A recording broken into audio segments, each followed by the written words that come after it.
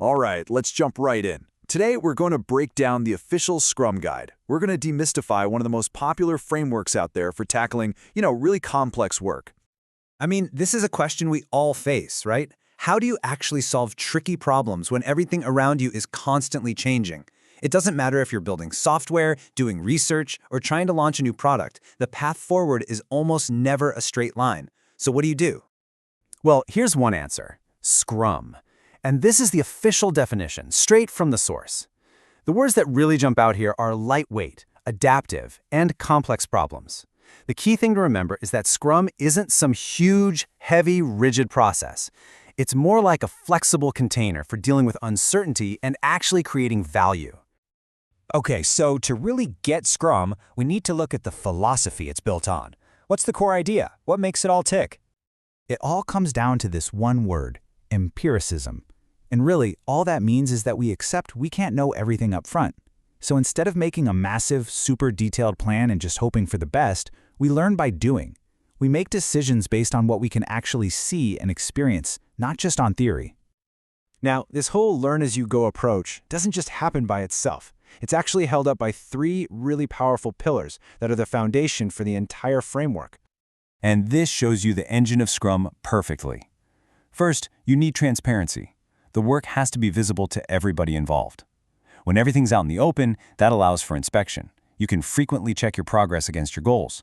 But just looking at the work isn't enough, right? That's where adaptation comes in. When you see something that's off course, you adjust the plan. It's this continuous feedback loop. See it, check it, change it. That helps reduce risk. So, we have the why, empiricism. Now let's move on to the who. At the very heart of all this is the Scrum team. The first thing to know is that a Scrum team is small. We're talking 10 people or fewer.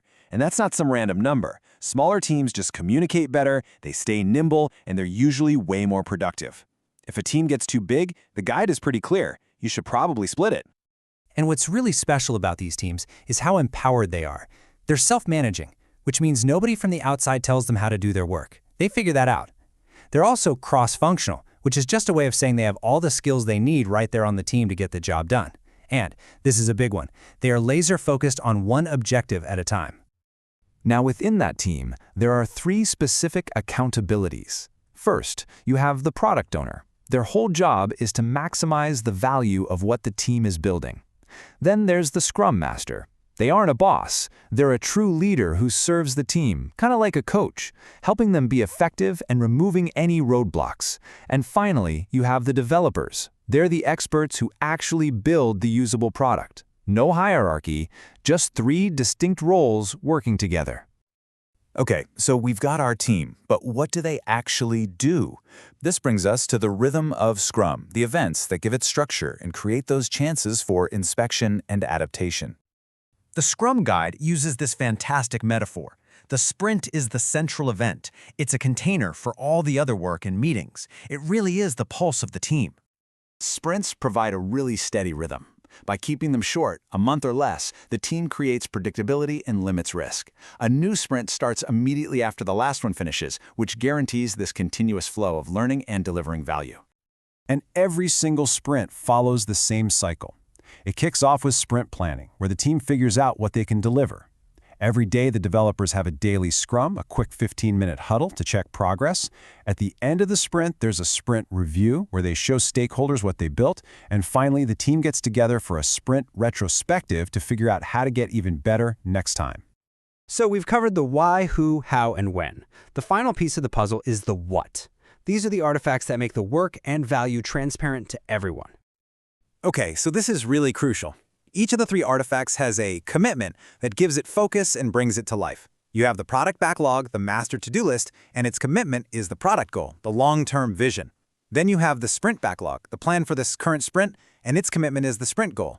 And finally, you have the increment, the usable piece of the product you just created, and it's measured against the definition of done, which is the whole team's shared agreement on what complete actually means. So we've got the pillars, the team, the events, and the artifacts. But what's the glue that holds all of this together? Well, it really comes down to a set of shared values. These 5 values are the bedrock that makes everything else possible.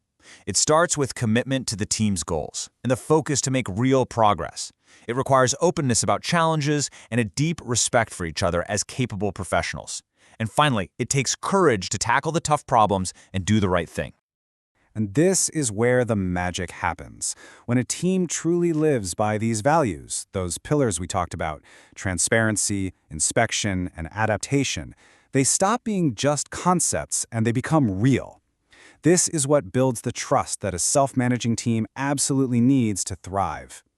You know, the creators of Scrum said it best themselves. The framework is simple to understand, but it can be difficult to master.